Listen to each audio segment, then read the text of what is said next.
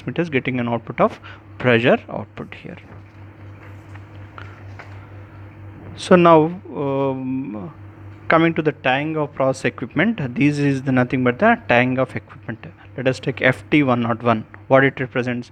Flow transmitter placed at position level 1 with number of equipment as 1. That means one equipment is connected to this one here. Okay, the number one equipment is connected to position level, that indicates this one. PIC, that is PIC 203, pressure integrated controller at position level 2 with number of equipment as 3. It is not total number of equipments connected, it is third equipment is being connected to this one, so with number of equipment as 3. LT410, level transmitter at position level 1, position level 4 with number of equipment as 10. 10th equipment is being connected to here.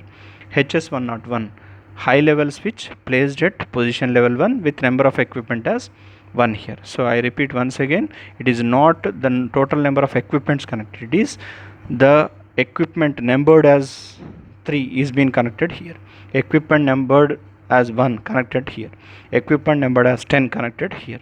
LT indicates level transmitter, LIC integrate level integrated controller, PIC indicates pressure integrated controller, PT pressure transmitter, FT flow transmitter, FIC flow integrated controller, HS high level switch, LS low level switch. Please remember this.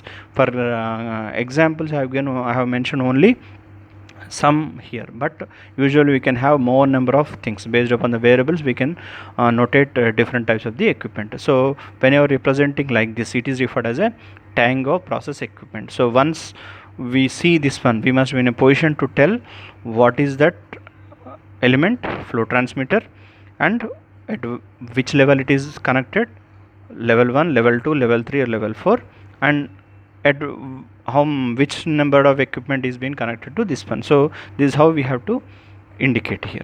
Okay, so to give clarity, I have given one more P&A diagram for process example, that is process reactor system.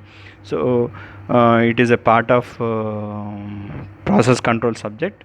So just we shall see how we are going to have what is happening to the process. It is not relevant for us.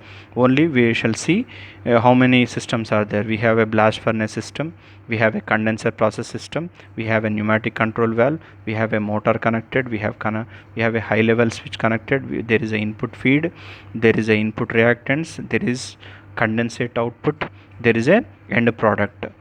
Okay, and there is a flow measurement is happening. So flow transmitter, flow integrated controller. So this is how the small symbolic representation I have taken this example here.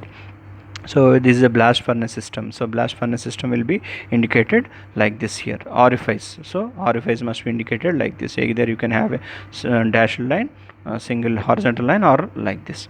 Similarly, whenever you want to represent a condenser process system, we have to indicate like these are the reactant, this is output, and remaining condensate is going outside. Between these two things there is a pneumatic control valve.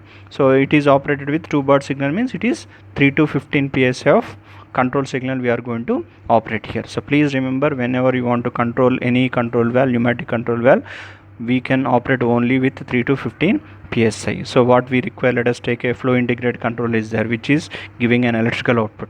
Here you have to keep a I2P converter. This I2P converter converts that 4 to 20 milliamperes output to 3 to 15 psi. With that 3 to 15 psi only we can control the control valve here. Similarly, to operate this blast furnace system, we have a motor. So keeping that conditions, high level switch, how it should operate, and all these things will be. So that means what is a cutoff and all these things, that high level switch is being connected here. So this is a simple example for process reactor system.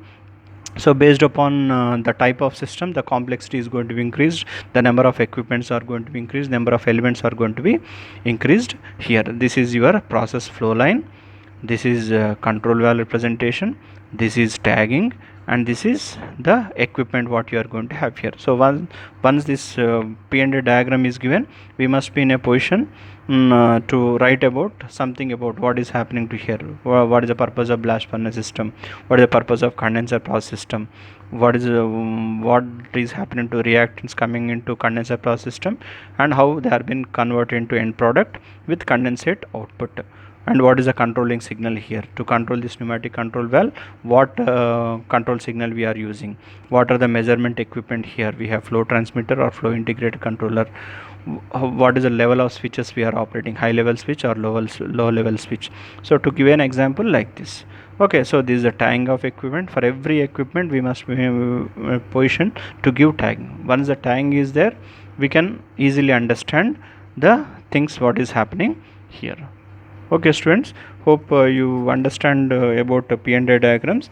So the main idea of keeping the P&A diagrams in our process instrumentation syllabus is only to help you to know some basic knowledge about P&A diagrams whenever you are going for any core industry.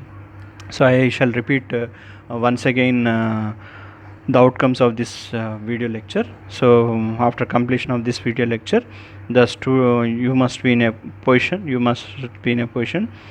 to present these outcomes. Okay, what is that? The student will be able to draw the symbols of process elements in terms of P&A representation. Different signals must be drawn.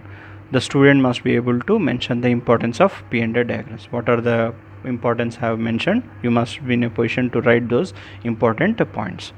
The student will be able to describe the drawn P&I symbolic presentation. So one P&I symbolic representation is given.